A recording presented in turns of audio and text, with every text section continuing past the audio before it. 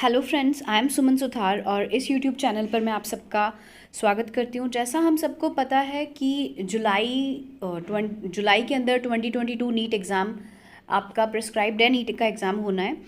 तो उसमें बायोलॉजी के लिए 11th और 12th की एनसीईआरटी के ऊपर बेस्ड 1000 क्वेश्चन की सीरीज़ हमारा चैनल आपके लिए रिवीजन बेसिस पर लेकर के आ रहा है, जिसमें क्वेश्चन का लेवल ईजी से डिफ़िकल्ट रहेगा और आई होप कि इसमें आपका बायो का पूरा सिलेबस कवर अप कर लिया जाएगा। सो अगर आपको हमारे इसकी पीडीएफ चाहिए इन क्वेश्चंस की, तो आप हमारे टेलीग्राम चैनल को देख सकते हैं, which is study skill success. So let's start. आज का वीडियो हमारे इस 1000 की सीरीज़ में ये पहला वीडियो है, ठीक है। धीरे धीरे आपको सभी वीडियोस भी मिल जाएंगे। फर्स्ट क्वेश्चन है हमारा, asexual reproduction is common among. देखिए, एसेक्सुअल रिप्रोडक्शन जो है किस किस में मेनली देखने को मिलता है, तो अगर हम गौर से देखें तो ऊपर वाले तीनों ऑप्शंस में ही एसेक्सुअल रिप्रोडक्शन देखने को मिलता है। सिंगल सेल्ड ऑर्गेनिजम्स में, प्लांट्स में, एनिमल्स में। तो हमें कभी भी फर्स्ट ऑप्शन को देख करके डायरेक्ट टिक नहीं करना है, हमें हमेशा चारों ऑप्शंस को पढ़ना है, चाहे हमें फर्स्ट नंबर पे सही ऑप्शन क्यों ना मिल जाए। ऑप्शन डी जो है, इसमें ऊपर वाली तीनों चीज़ें आ रही हैं। सिंगल सेल्ड ऑर्गेनिजम्स में भी एसेक्सुअल होता है, प्लांट्स में भी और एनिमल्स में भी। तो इस क्वेश्चन का सही आंसर अपना हो जाएगा option number D. Question number 2 is, protista और मोनेरा के अंदर asexual reproduction occurs by. In protista और मोनेरा एसेक्सुअल रिप्रोडक्शन किस तरीके से होता है? थोड़ा सा हमें आर.एच. व्हिटेकर का क्लासिफिकेशन याद होना चाहिए। मोनेरा के अंदर आपके आते हैं प्रोकैरियोटिक ऑर्गेनिजम्स और प्रोटिस्टा के अंदर आपके आते हैं यूनिसेल्युलर यूकैरियोट्स, ठीक है। अगर हम बात करते हैं वन बाय वन ऑप्शंस की, तो बडिंग जो है कुछ बैक्टीरियाज में थोड़ी बहुत क्वांटिटी में बडिंग देखने को मिल जाती है, फिलामेंटस एंड बैक्टीरियाज में, लेकिन प्रोटिस्ट के अंदर ये बिल्कुल भी देखने को नहीं मिलती। बाइनरी फिशन सही है, दोनों में बाइनरी फिशन प्रॉपरली देखने को मिलता है, प्रोटिस्ट में भी और प्रोकैरियोट्स में भी। कोनिडिया बिल्कुल गलत ऑप्शन है, क्योंकि कोनिडिया एक common method of reproduction is in fungi. Fungi में बेसिकली कोनिडियोफोर्स के ऊपर कोनिडिया बनते हैं। मल्टीपल फिशन देखने को मिलता है दोनों ग्रुप्स में, but it is very rare. So इस क्वेश्चन का सही ऑप्शन अपने पास में हो जाएगा ऑप्शन नंबर बी।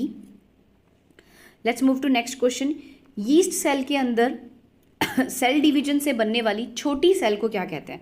सबसे पहले हमें देखिए, वैसे ये चीज़ आजकल बहुत ज़्यादा नहीं होती, लेकिन फिर भी हमें जो भी ऑर्गेनिज्म का नाम आ रहा है उसके बॉटनिकल या जोलॉजिकल नेम हमें पता होना चाहिए। यीस्ट जो होता है ये आपके क्या है, एक तरीके की फंगस है और इसका बॉटनिकल नेम आपका क्या होता है, सैक्रोमाइसिस सेरेवेसी। एस्कोमाइसिटीज के ग्रुप से यीस्ट बिलोंग करती है। और यीस्ट के अंदर जो कॉमन मोड ऑफ रिप्रोडक्शन है, एसेक्सुअल रिप्रोडक्शन, अगर ये आपकी सिंगल सेलुलर यीस्ट है, इसमें आपके क्या होता है कि न्यूक्लियस डिवीजन हो जाता है, उसके बाद में इररेगुलर या इसको कह सकते हो अनइक्वल साइटोप्लाज्मिक डिवीजन होता है, जिससे यीस्ट सेल के ऊपर लगे हुए ही एक छोटी सी स्ट्रक्चर बन जाती है, and this structure is known as bud. तो ऑप्शंस में भी अपने पास में यही है कि यीस्ट सेल के अंदर जो बनने वाली छोटी सेल होती है, जो पैरेंटल सेल से अलग होकर के बाद में नई यीस्ट सेल बना लेती है, that cell is known as bud. Clone, branch, offspring, ये सारे के सारे आपके यीस्ट के अंदर देखने को नहीं मिलते। Question number 4 is, terror of Bengal term किसके लिए काम में ली गई थी? Terror of Bengal term is used for, अगर हम बात करते हैं टेरर ऑफ बंगाल की, तो हमें एक प्लांट लाया गया था साउथ अमेरिका से।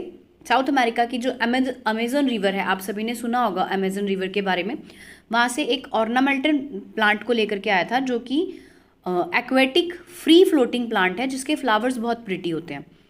इस प्लांट को जब ग्रो करवाया गया, तो इसे ग्रो करवाया गया था शो के लिए, ठीक है, सजावटी पादप के तौर पर, लेकिन ये प्लांट पूरी की पूरी वाटर बॉडीज़ के ऊपर बहुत जल्दी फैल जाता है, बहुत स्पीडली ग्रो करता है, और वाटर में और एनवायरनमेंट के बीच में गैसेस एक्सचेंज को रोक देता है, क्योंकि कवर कर लेता है पूरी वाटर बॉडी को, जिससे वाटर ब्लूम पैदा हो जाता है और पानी के अंदर ऑक्सीजन की कमी हो जाती है और बाकी ऑर्गेनिजम्स डेड होने लग जाते हैं। ऐसी कंडीशन को क्या कहा जाता है? Water Bloom. और ये प्लांट आप सबने सुन रखा होगा, इस प्लांट का नाम कौन सा था? Water hyacinth. हिंदी में इसे जल खुम्बी लिखा हुआ भी कहा जा सकता है। और इस प्लांट का हमें प्रॉपर नेम भी ध्यान में रखना है, साइंटिफिक नेम भी। इसका साइंटिफिक नेम होता है अपने आइकॉर्निया। यहाँ पर एक और टर्म ध्यान रखनी है, अगर वाटर ब्लूम की कंडीशन, इस क्वेश्चन का तो सही आंसर हो गया बी, लेकिन अगर वाटर ब्लूम वाली कंडीशन किसी एल्गी के ग्रो करने से हो रही है तो उसे एल्गल ब्लूम कहा जाएगा, ना कि वाटर ब्लूम। ठीक है, एल्गल ब्लूम और water bloom are the same things, but सिर्फ एल्गल ब्लूम किसी प्रॉपर एल्गी के कारण होती है। Let's move to next question. अगला क्वेश्चन है, आइपोमिया बटाटास के अंदर मॉडिफाइड रूट जो होती है वो कौन सी होती है। सबसे पहले हमें यही पता होना चाहिए कि व्हाट इज आइपोमिया बटाटास। आप सभी ने आइपोमिया खाई होगी, इट इज स्वीट पोटैटो, या जिसे हिंदी में हम कहते हैं शकरकंद। ठीक है, जब हम रूट के मॉडिफिकेशंस पढ़ते हैं तब रूट मॉडिफिकेशंस में एक एडवेंटिशियस रूट्स या अपस्थानिक जड़ों का एक मॉडिफिकेशन आता है जिसे कहा जाता है ट्यूबरस रूट्स। ट्यूबरस रूट्स में होता क्या है कि जो रूट होती है वो फूड स्टोरेज करके फूल जाती है, स्वॉलन अप हो जाती है इरेगुलर शेप में। कभी कभी इसके ऊपर एडवेंटिशियस बड्स भी ग्रो कर जाती हैं जो कि आगे चल करके नया शूट पैदा करती है। तो such roots are known as tuberous adventitious roots. और ट्यूबरस एडवेंटिशियस रूट्स का सबसे कॉमन मोस्ट एग्जाम्पल आपके कौन सी है, शकरकंद या आइपोमिया बटाटा। शकरकंद आप सबने देखी होगी सिंगल सिंगल होती है, कभी भी शकरकंदी ग्रुप के अंदर नहीं उगती है, ग्रुप के अंदर ग्रो नहीं करती है, it is always a single root. तो अगर ट्यूबरस एडवेंटिशियस रूट सिंगल है तो इट इज आइपोमिया बटाटा। यही हम एक और क्वेश्चन ध्यान में रखते हैं कि अगर ट्यूबरस एडवेंटिशियस रूट ग्रुप के अंदर प्रेजेंट है, यानी कि एक ही जगह से 3-4 एक साथ ट्यूबरस रूट्स निकल रही है, तो इस तरीके की रूट्स को कहा जाता है फेसिक्यूलस एडवेंटिशियस रूट्स। और इसका एग्जाम्पल भी हमें ध्यान रखना है, फेसिक्यूलस के एग्जाम्पल्स में आते हैं डहेलिया एंड एस्पेरेगस प्लांट। ठीक है, तो इस क्वेश्चन में आपके दो क्वेश्चन हुए हैं, इसका सही आंसर रहेगा डी, लेकिन इसके साथ में हमें फेसिक्यूलेटेड के एग्जाम्पल्स को भी ध्यान में रखना है। नेक्स्ट क्वेश्चन इज, ग्राफ्टिंग जो होती है उसकी सक्सेस किस पर डिपेंड करती है।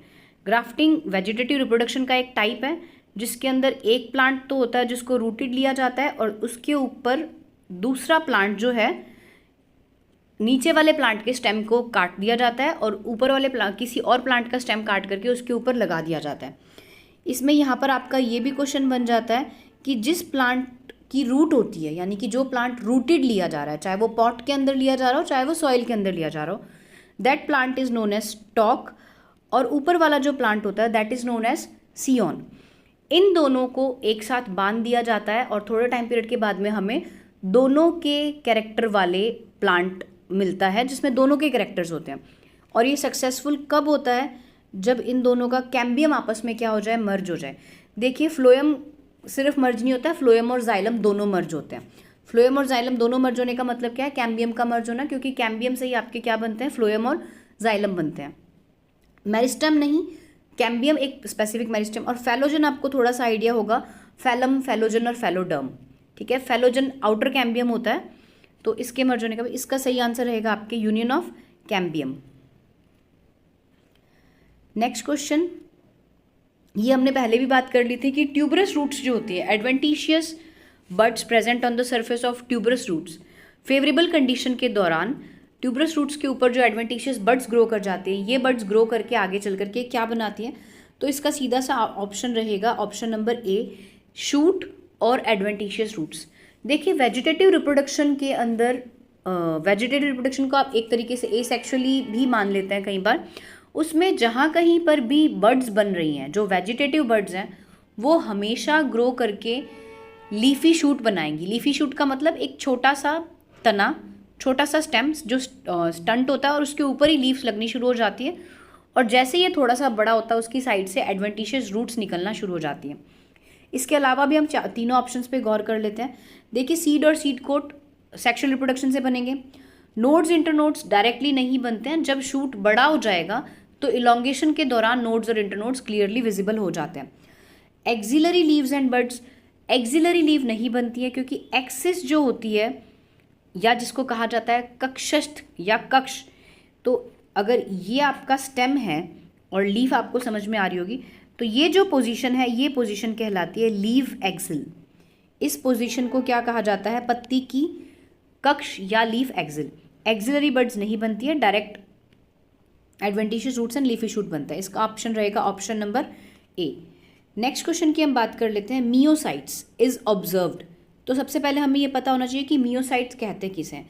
मियोसाइट आपके दो टर्म से मिलकर के बनी है, साइट्स एंड मियो। मियो टर्म आपके बना है मियोसिस से, मियोसिस या अर्धसूत्री विभाजन।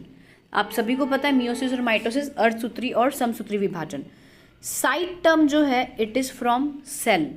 आपने और भी बहुत सी सेल सुनी होगी जिनके नाम के पीछे साइट आता है, इरिथ्रोसाइट्स, थ्रोम्बोसाइट्स, इस तरीके की सेल्स। तो meiocytes are basically two cells which are able to perform meiosis, यानी कि ऐसी कोशिकाएं जो अर्धसूत्री विभाजन करने की क्षमता या कैपेसिटी रखती है, उनको क्या कहा जाएगा, मियोसाइट्स। ऑप्शन देख लेते हैं। देखिए ह्यूमन एग में ऑब्वियसली होता ही है, इक्विसिटम प्लांट की कुछ सेल्स मियोसिस कर सकती है, डाइकोट प्लांट्स मियोसिस कर सकती हैं। ये तीनों जो है ए और सी और डी, ये तीनों की तीनों यूकैरियोटिक सेल्स हैं and eukaryotic cells can undergo mitosis और मियोसिस। लेकिन अगर हम बी को देखते हैं तो ब्लू ग्रीन एल्गी या इसी का ही एक और दूसरा नाम होता है साइनोबैक्टीरिया।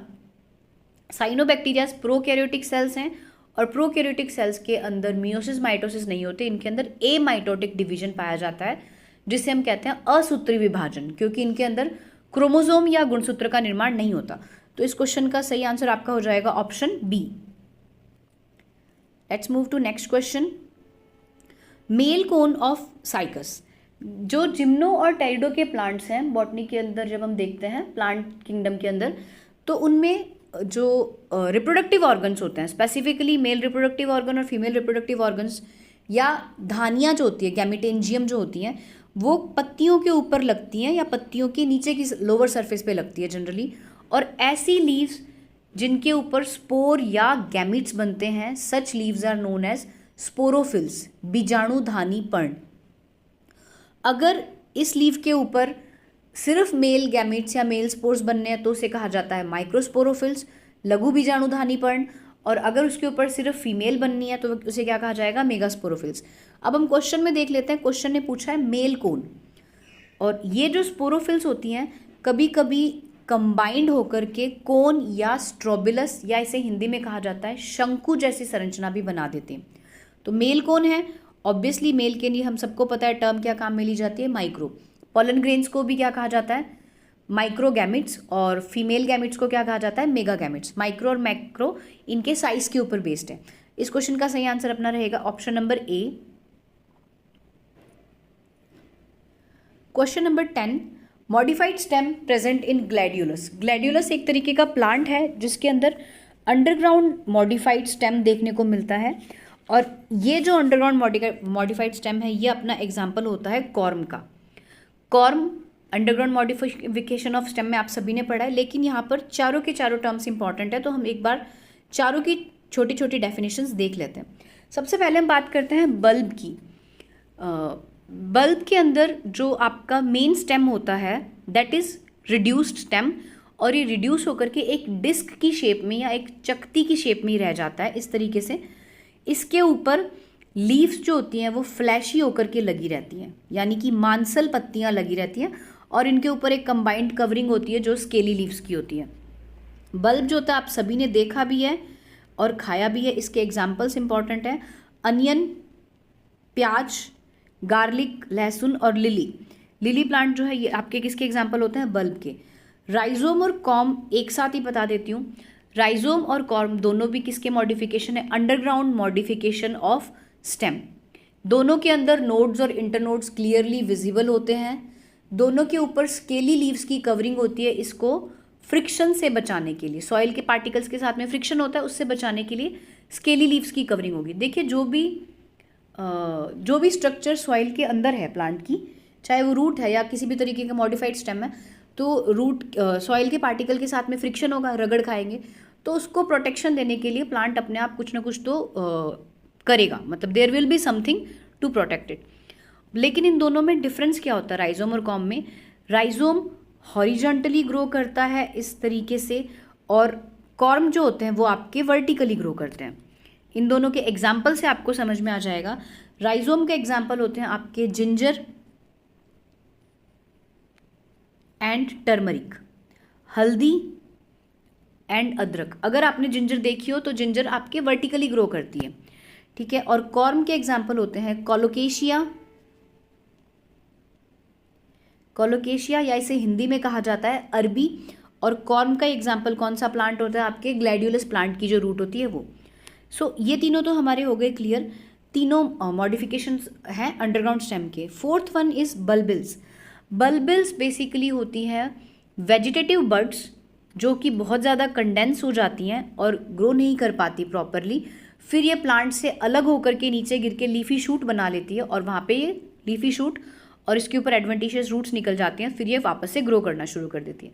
बल्बिल्स की डेफिनेशन ही यही होती है। कई जगह बल्बिल्स को सेकेंडरी बल्ब लिखा हुआ भी आपको मिल सकता है।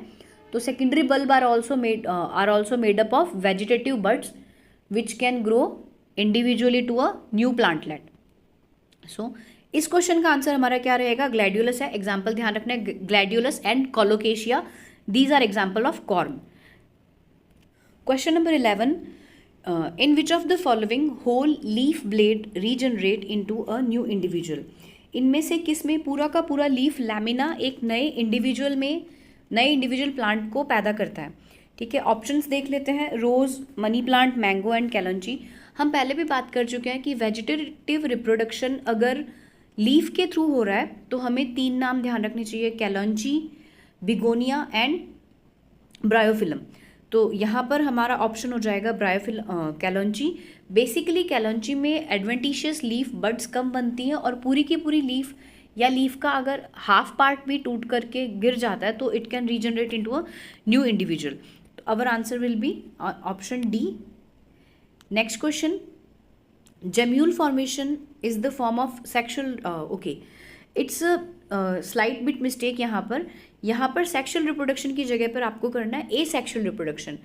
पॉरीफेरा के अंदर जेम्यूल का फॉर्मेशन होना एक ए सेक्शुअल रिप्रोडक्शन का टाइप है and it is common in, हमें सबको पता है कि पॉरीफेरा को 3 क्लासेस में डिवाइड किया गया है, कैलकेरिया, डेमोस्पोंजिया एंड हेक्सेक्टिनेलिडा। और जिस क्लास में सबसे कॉमन है जेम्यूल का बनना या जिसमें अभी तक सबसे ज़्यादा जेम्यूल्स को देखा गया दैट इज़ डेमोस्पोंजिया। ये पूरा याद करने का क्वेश्चन है, इसमें कोई ट्रिक या कुछ समझने वाला नहीं है। So our answer will be B, Demospongiae. Next question, वही जो हमने पहले भी बात कर ली थी कि vegetative propagation by leaf bud, leaf bud से होने वाला वेजिटेटिव प्रोपेगेशन कौन सा है, हम इस बारे में पहले भी बात कर चुके हैं, ब्रायोफिलम, कैलंजी एंड बिगोनिया। इन सभी में जो वेजिटेटिव प्रोपेगेशन है वो किससे होता है, लीफ बड के थ्रू होता है। बाकी 3 को भी देख लेते हैं। क्राइसैंथेमम जो है इसके अंदर जनरली रूट सकर्स देखने को मिलते हैं, रूट सकर्स होते हैं जो कि क्या करते हैं या फिर स्टेम कटिंग के थ्रू भी क्राइसैंथेमम को लगाया जा सकता है, ठीक है। कैलंजी और ब्रायोफिलम की बात हम पहले भी कर चुके हैं। अगेव थोड़ा सा याद कीजिए बल्बिल्स को, बल्बिल्स के टाइम पे बल्बिल्स आर वेजिटेटिव बर्ड्स जो कि एज अ वेजिटेटिव प्रोपेगेशन के ऑर्गन के तौर पे काम में आती हैं और बल्बिल्स का एग्जाम्पल था आपके Agave. Same goes for asparagus and dahlia, fasciculated tuberous roots या फैसिक्यूलेटेड एडवेंटिशियस रूट्स, और वही रूट्स में एडवेंटिशियस बड बन जाने पर वो वेजिटेटिव प्रोपेगेशन भी कर सकती हैं, ठीक है। तो इन सभी एग्जाम्पल्स को आपको याद रखना है। इस क्वेश्चन का आंसर अपना रहेगा option number A. Let's move to question number 15। Fleshy buds produced in the axil of leaf which grows to form a new plant. थोड़ी देर पहले मैंने बल्बिल्स की डेफिनेशन बोली थी जिसमें आपको बताया भी था कि जो लीफ होती है उसकी एक्सिल के अंदर, एक्सिल की पोजीशन हमें ध्यान रखनी चाहिए कौन सी होती है।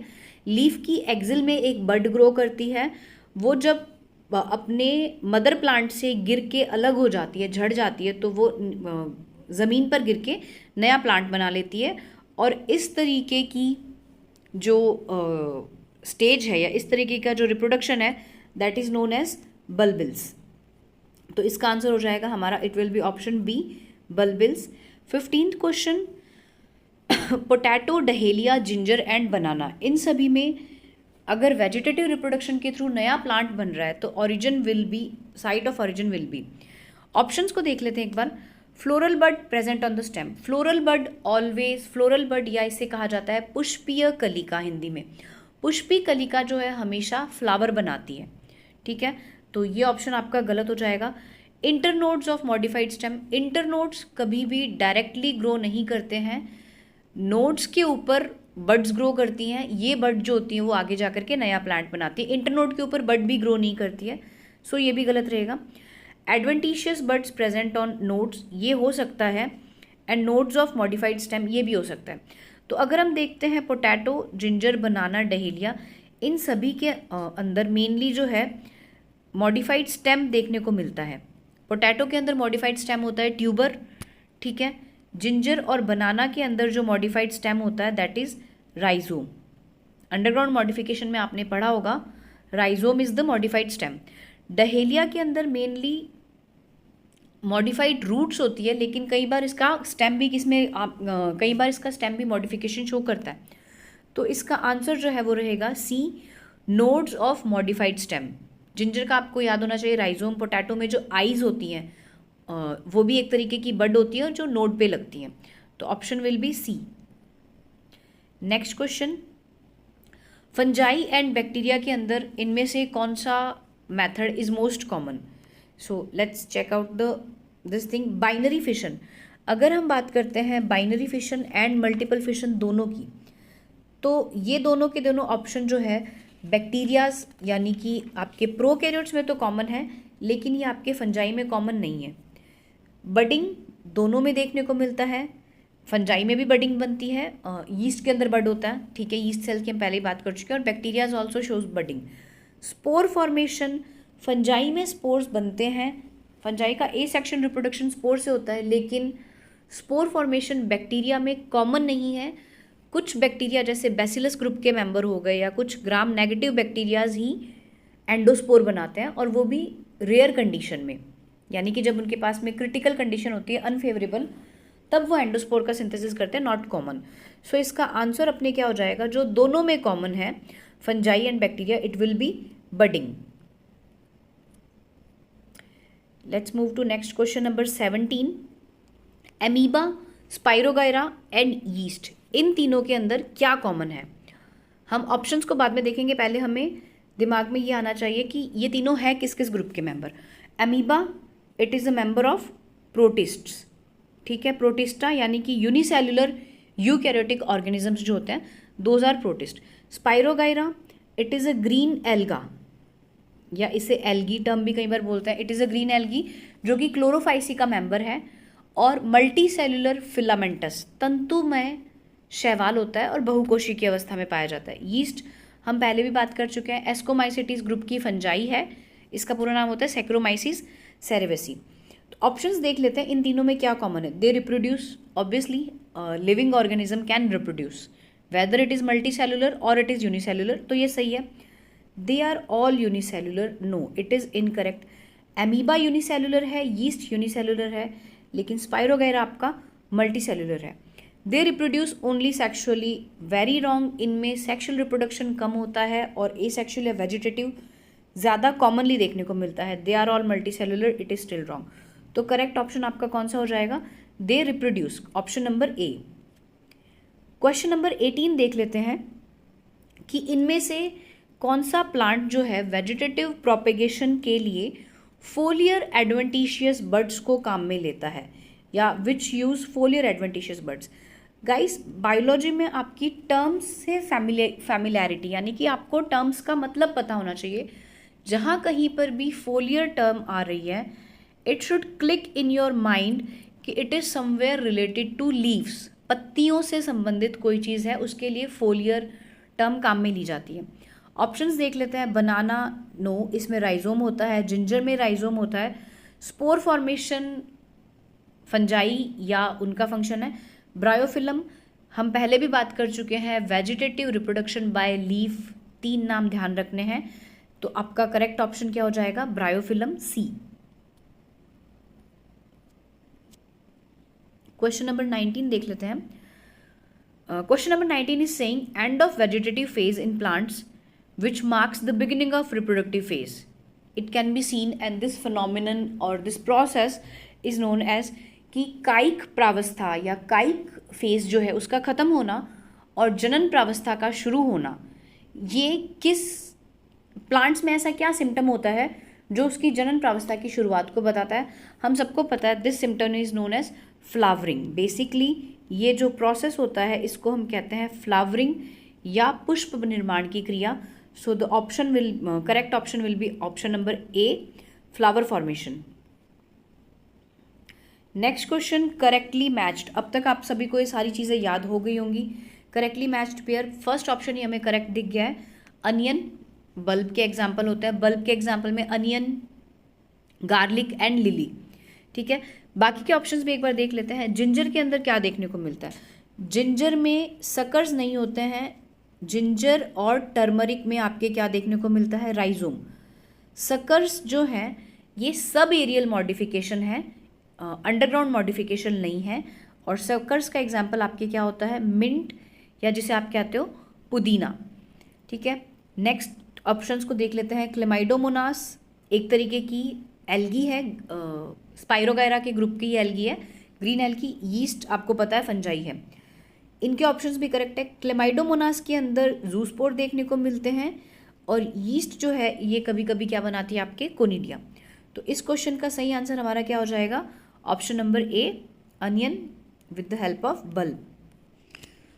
Next question, question number 21। In sexual reproduction offspring resembles the parent, यानी कि जो प्रोजेनी या संतति है वो पैरेंट से रिजेंबल करती है। वो पेरेंट से रिजेंबल करती है generally functionally but not structurally. इस क्वेश्चन का ऑप्शन नंबर सेकंड इसका आंसर हो जाएगा। It will be functionally but not structurally. Let's move to next question. Oestrous cycle जो है it is seen in.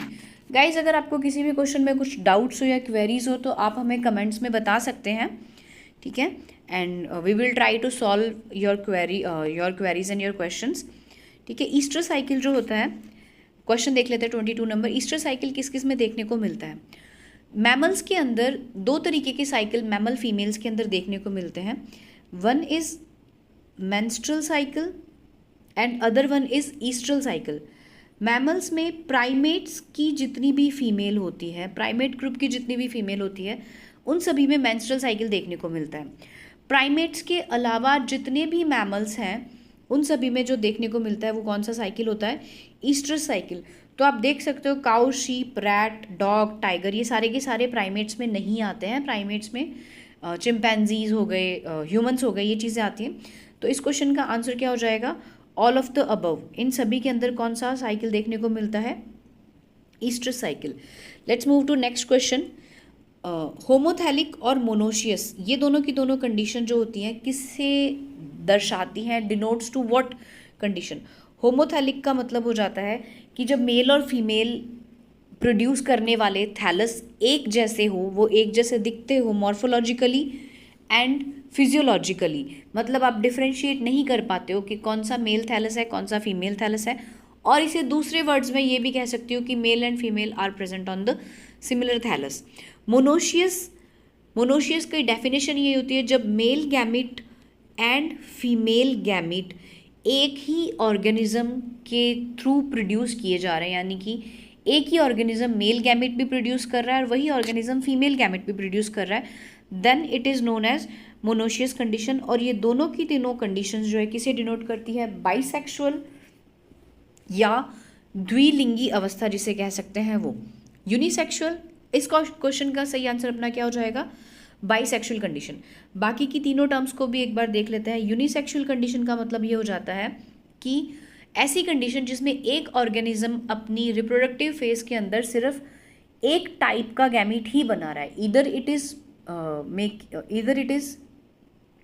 Making या इधर it is synthesising male gamete बना पा रहा है या फिर वो क्या बना पा रहा है? Female gamete. For example unisexual में आ जाते हैं ह्यूमंस। ठीक है, कुछ लोअर ऑर्गेनिज्म, कुछ लोअर एनिमल्स और बहुत से प्लांट्स जो होते हैं वो आपके कौन से होते हैं? बाइसेक्सुअल। जैसे पाइसम से टाइम आपने देखा है, इट्स अ बाइसेक्सुअल। ठीक है, दो टर्म्स यहाँ पर और है, इन्हें भी हमें फ्रेंड्स ध्यान रखना है। Staminate flowers and pistillate flowers. Staminate flowers are those flower जिसमें सिर्फ क्या प्रेजेंट होते हैं? स्टेमन्स प्रेजेंट होते हैं और गाइनोशियम उसमें क्या होता है, एब्सेंट होता है। Pistillate flowers are those flowers जिसमें सिर्फ पिस्टिल या गाइनोशियम प्रेजेंट होती है और उसके अंदर क्या एब्सेंट होता है, स्टेमन्स जो होते हैं वो क्या होते हैं, एब्सेंट होते हैं। So let's move to next question. In flowering plants, यानी कि जो मेनली एंजियोस्पर्मिंग प्लांट्स होते हैं, मेनली उनको फ्लावरिंग प्लांट्स कहा जाता है। फ्लावरिंग प्लांट्स में male and female are both non motile, दोनों ही गतिशील नहीं होते हैं। तो इन दोनों को पास पास लाने के लिए, यानी कि इनका जब फर्टिलाइजेशन करवाना है तो फर्टिलाइजेशन करवाने के लिए इन दोनों को पास पास आना पड़ेगा। सो विच मैथड इज़ यूज्ड, हम बचपन से पढ़ते आ रहे हैं, पॉलिनेशन एक मेथड होता है जिससे कि पॉलन ग्रेन्स या जो मेल गैमेट्स होते हैं वो फीमेल फ्लावर की स्टिग्मा तक जाकर के पहुंच जाते हैं। स्टिग्मा स्टिकी होती है, चिपचिपी होती है या फैदरी होती है, तो वहाँ पर जाकर के चिपक जाते हैं, फिर वहाँ से कहाँ तक चले जाते हैं, उसके ओव्यूल्स तक चले जाते हैं। पॉलिनेशन या हिंदी में इसे कहते हैं परागण। बहुत छोटे से हम ये डेफिनेशन पढ़ते आ रहे हैं, काफ़ी सिंपल क्वेश्चन था। Let's move to next question. Syngamy, what is the meaning of syngamy? Word को तोड़ लीजिए, यहाँ पर दो टर्म्स आ रही हैं, गैमी एंड सिन। गैमी का मतलब होता है गैमीट्स, ठीक है, और सिन का मतलब होता है आपका फ्यूजन। सिन कैरियन टर्म भी आती है एक जगह। सिन कैरियन का मतलब होता है फ्यूजन ऑफ न्यूक्लियसिस, ठीक है। जब आप फंगल रिप्रोडक्शन को पढ़ते हैं, फंजाई के रिप्रोडक्शन को पढ़ते हैं, तो वहाँ पर एक टर्म आती है सिन कैरियन। कैरियन का मतलब होता है न्यूक्लियस। इसी तरीके से सिन गैमी का मतलब होता है gametes and fusion of gametes. तो इसका ऑप्शन नंबर बी जो है वो अपना क्या हो जाएगा, करेक्ट हो जाएगा। Let's move to next question. Development of an egg without fertilisation.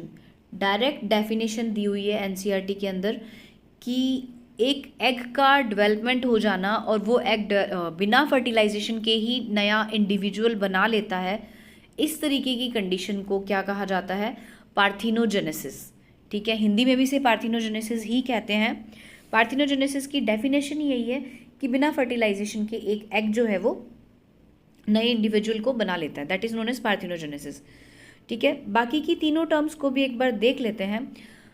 Gametogenesis ये होता है सिंथेसिस ऑफ गैमीट्स, यानी कि formation of gametes, sorry not synthesis, formation of gametes. Gametes या युग्मकों के निर्माण की जो क्रिया है वो क्या कहलाती है, गैमिटोजेनेसिस। अगर स्पर्म का निर्माण बन रहा है, फॉर्मेशन हो रहा है, that will be known as spermatogenesis. और अगर एग या ओवम का सिंथेसिस हो रहा है, this process will be called as oogenesis। यहाँ पर फ्रेंड्स एक और टर्म है जो काफ़ी इंपॉर्टेंट है and that is metagenesis.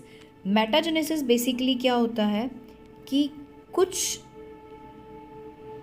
Animals या प्लांट्स के अंदर सेक्सुअल रिप्रोडक्शन करने वाली फेज़ अलग होती है और एसेक्सुअल रिप्रोडक्शन करने वाली फेज़ अलग होती है, और ये दोनों फेजेस या ये दोनों अवस्थाएं ऑल्टरनेट पाई जाती हैं। यानी कि एक बार वो एनिमल की सेक्सुअल रिप्रोड्यूसिंग फेज़ होगी, फिर उससे जो नेक्स्ट फेज़ बनेगी वो कौन सी होगी, एसेक्सुअल रिप्रोड्यूसिंग फेज़।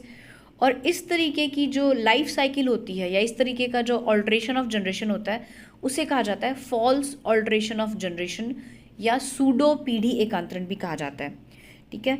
तो मेटाजेनेसिस की आपको एग्जाम्पल भी ध्यान रखना है। मेटाजेनेसिस शो करने वाला जो कॉमन एग्जाम्पल हमारे देखने को मिलता है वो है निडेरिया फाइलम का एनिमल है ओबेलिया। ओबेलिया के अंदर दो स्टेजेस देखने को मिलती है, एक तो होती है पॉलिप और दूसरी स्टेज जो होती है दैट इज मेड्यूसा स्टेज, जिसमें मेड्यूसा स्टेज सेक्सुअल रिप्रोडक्शन करके क्या बनाती है, पॉलिप बनाती है, और पॉलिप स्टेज जो है वो एसेक्सुअली रिप्रोड्यूस करके क्या बनाती है, मेड्यूसा बनाती है। और ऑल्ट्रेशन ऑफ जनरेशन इस तरीके से चलता है polyp medusa, polyp medusa, polyp medusa. So इस तरीके का जो ऑल्ट्रेशन ऑफ जनरेशन या इस तरीके की जो लाइफ साइकिल है that is known as metagenesis. हमें सभी टर्म्स ध्यान रखने हैं। 26 का ऑप्शन करेक्ट ऑप्शन कौन सा था आपने, parthenogenesis. Let's move to next question. Vivipary काफ़ी कॉमन क्वेश्चन है, दो टर्म्स आप सभी ने काफ़ी पढ़ ली होगी, विविपैरी एंड ओविपैरी। विविपैरी या विविपैरस ऑर्गेनिजम्स वो ऑर्गेनिज्म जो डायरेक्ट न्यूबॉर्न इंडिविजुअल को पैदा करते हैं, बच्चे देते हैं। ओविपेरी वो ऑर्गेनिजम्स जो विच लेज एग्स, यानी कि जो अंडे देते हैं। तो अब अगर आपको ऑर्गेनिजम्स नहीं भी पता है, सिर्फ इन दो टर्म्स का मतलब पता है, तो आप आराम से देख सकते हैं लिजर्ड्स, फ्रॉग्स एंड बर्ड्स। ठीक है, ये सारे के सारे क्या देते हैं, एग्स देते हैं। और वेल्स जो है वो क्या देते हैं, वापस से न्यू बॉर्न वेल को ही पैदा करती है, ना कि ये एग देती है। एक चीज़ को ध्यान रखेंगे, whale is a mammal, it is not a pisces. ये मछली नहीं है, ये एक तरीके की मैमल है। ठीक है, तो अपना करेक्ट आंसर हो जाएगा option number A. Let's move to next question. Seeds are regarded to be the product of sexual reproduction. Seeds को बीजों को लैंगिक जनन का प्रोडक्ट माना जाता है, वाई? हमें एक चीज़ ध्यान में रखनी होगी, विटेकर या उससे पहले जिन भी साइंटिस्ट ने आप दी है, रे की जो डेफिनेशन थी, मायर की जो डेफिनेशन थी, उनके अकॉर्डिंग सेक्सुअल रिप्रोडक्शन का नाम आते ही दो चीज़ें ध्यान में रखी जाती हैं। There will be a male gamete, एक मेल गैमिट होगा, एक फीमेल गैमिट होगा, दोनों का फ्यूजन होगा, और जो नया बनने वाला इंडिविजुअल है, नई बनने वाली जो प्रोजनी है, उसमें 50-50% कैरेक्टर्स दोनों के देखने को मिलेंगे। ठीक है, और प्लांट्स के अंदर सेक्सुअल रिप्रोडक्शन से ही सीड बनता है। तो because seeds are regarded, because seed के बनने के टाइम पे मेल और फीमेल गैमेट का क्या होता है, फ्यूजन होता है। ठीक है, बाकी के ऑप्शंस आप देख सकते हो रेलेवेंट नहीं है, so answer C is correct. Question number 29 देख लेते हैं। It's a very good question कि unusual flowering phenomena. Unusual flowering phenomena किस में होता है? नॉर्मली जब हम प्लांट्स देखते हैं, फॉर एग्जांपल मैंगो ही ले लेते हैं। मैंगो का जो प्लांट होता है, अगर आपने कभी देखा हो, मैंगो के प्लांट को थोड़ा लगाया जाता है। आप अगर उसे बीज से पैदा कर रहे हैं तो 6 या 7 साल तक मैंगो डायरेक्टली ग्रो करता है, लंबाई में बढ़ेगा, इसमें कोई भी फ्लावर नहीं होगा और किसी तरीके के आम इस पे नहीं लगेंगे।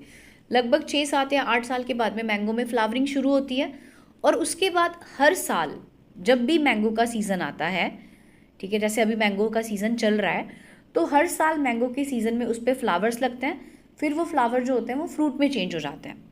ठीक है, तो सच फिनोमिनन जिसमें एक प्लांट अपने पूरे लाइफ साइकिल में कई बार फ्लावर पैदा करता है, कई बार सीड बनाता है, कई बार फ्रूट बनाता है, ऐसी जो कंडीशन होती है, ऐसी कंडीशन को क्या कहा जाता है? Polycarpic nature of flowering. ठीक है, इसके ठीक अपोजिट होते हैं ऐसे प्लांट्स जो अपने लाइफ साइकिल में सिर्फ एक ही बार सीड्स को सेटल करते हैं या सिर्फ एक ही बार बीज पैदा करते हैं। ऐसे प्लांट्स या ऐसी जो फ्लावरिंग फिनोमिनन है, ऐसा फ्लावरिंग का जो प्रोसेस है, that is known as monocarpic flowering. ठीक है, कुछ ग्रैमिनी या पोएसी के जो मेंबर्स होते हैं, और आपने इसके अलावा एपोसाइनेसी, फैबेसी के जो मेंबर्स होते हैं, ये भी मोनोकार्पिक फ्लावरिंग शो करते हैं।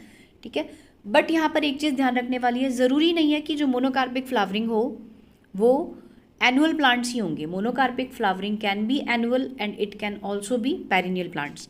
ठीक है, तो यहाँ पर जो हमारे इसका करेक्ट ऑप्शन रहेगा वो आपका रहेगा बैम्बू स्पीशीज़ एंड स्ट्रोबिलेंथस स्पीशीज़, क्योंकि मैंगो जो है वो पॉलीकार्पिक है और लीची भी पॉलीकार्पिक है। मेज और पी आपके मोनोकार्पिक में आ जाते हैं। तो ऊपर वाले तीनों ऑप्शंस आपके गलत हैं। बैम्बू और स्ट्रोबिलेंथस की स्पीशीज़ होती हैं, वो आपके कैसी होती हैं? मोनोकार्पिक स्पीशीज़ होती हैं। Option D is correct option. Let's move to next question. The basal half of onion bulb, ये थोड़ा सा कॉन्सेप्ट बेस्ड क्वेश्चन है, इसको आप क्रेमिंग करके नहीं चल सकते, इसीलिए कहा जाता है कभी कभी बायो में थोड़ी सी चीज़ों को अगर आप डायग्रामेटिकली समझते हो तो वो ज़्यादा इंपॉर्टेंट है। अनियन का जो बल्ब होता है उसका अगर अपर हाफ रिमूव कर दिया जाए, पहले हम बल्ब की स्ट्रक्चर देख लेते हैं। अनियन, प्याज आप सभी ने देखा होगा, ठीक है, प्याज में एक नीचे छोटी सी डिस्क होती है वाइट से कलर की, जिसे जनरली काट के अलग कर दिया जाता है। वो जो डिस्क होती है वही उसका अंडरग्राउंड स्टेम होता है, जो कि मॉडिफाइड स्टेम है। इस डिस्क के अंदर ही नोड्स और इंटरनोड्स प्रेजेंट होते हैं, और इसके नोड्स पर ही एडवेंटिशियस बड्स या इसके नोड जो होते हैं वहीं से एडवेंटिशियस रूट्स निकलती हैं, और नोड्स में ही कैपेसिटी होती है कि वो ग्रो करके नया प्लांट बना सके, यानी कि वेजिटेटिव रिप्रोडक्शन इसके नोड से ही होता है। इसके ऊपर एक छोटी सी बड होती है और इस बड को कवर किए हुए बहुत सारी फ्लैशी लीव्स लगी रहती है, यानी कि जो पार्ट हम खाते हैं अनियन का, that is basically it's flashy leaves. इसको होल कंप्लीटली कवर किए हुए कुछ क्या होती हैं, स्केली लीव्स लगी होती हैं। तो अनियन के अंदर स्केली लीव्स भी होती हैं एंड फ्लैशी लीव्स भी होती हैं। क्वेश्चन क्या कह रहा है कि is upper half of onion bulb is cut. इसको आपने दो में डिवाइड कर दिया और जो अपर हाफ है it is sown in the ground, इसको हमने जमीन के अंदर ले जाके, सॉइल के अंदर ले जाके बो दिया है। तो क्या कंडीशन होगी, देखिए नोड्स इंटरनोड्स कहाँ प्रेजेंट है, लोअर हाफ में प्रेजेंट है, और वेजिटेटिवली रिप्रोड्यूस भी कौन कर पा रहा है, लोअर हाफ कर पा रहा है। आपने किसे ग्रो करवा रहे हो, आप अपर हाफ को ग्रो करवा रहे हो, तो ऑब्वियसली इट वोंट ग्रो, इसमें कुछ नहीं होगा, थोड़े टाइम के बाद में ये डिग्रेड हो जाएगा, सड़ जाएगा, ठीक है। वहीं अगर इस क्वेश्चन को चेंज कर दिया जाता कि लोअर हाफ को अगर सो किया जाता है, लोअर हाफ को अगर ज़मीन में बोया जाता है, तो obviously it will vegetatively reproduce and it will grow as a normal onion. लेकिन इस क्वेश्चन का आंसर क्या होगा, it upper half is sown in the ground, then the new plant will not emerge, it will never emerge, ठीक है। बाकी की तीनों ऑप्शन करेक्ट है। ऑप्शन डी जो है इसका वो आपका सही हो, ऑप्शन बी जो है वो आपका इसका क्या होगा, सही आंसर होगा, ठीक है। तो आज की जो हमारी सीरीज़ थी 1000 क्वेश्चन की, जो हमारी सीरीज़ है उसका पहला पार्ट हमारा यहीं पे ख़त्म होता है। और ये पहला पार्ट 12th का फर्स्ट चैप्टर जो था उसके क्वेश्चंस थे। नेक्स्ट सीरीज़ में हम चैप्टर वाइज आपके लिए क्वेश्चंस लेकर के आएंगे। And please do let me know कि अगर आपको किसी क्वेश्चन में डाउट हो या आपको कोई और डाउट हो या कोई और क्वेरीज हो तो आप हमें कमेंट्स में लिख के बता सकते हैं। और आपके जितने भी फ्रेंड्स हैं जो नीट की प्रिपरेशन कर रहे हैं या जो किसी भी कंपटीशन एग्जाम की प्रिपरेशन कर रहे हैं जिसमें बायो के क्वेश्चंस आते हैं, आप प्लीज़ हमारे वीडियोज़ उनके साथ में शेयर करें। Thank you very much for watching the channel.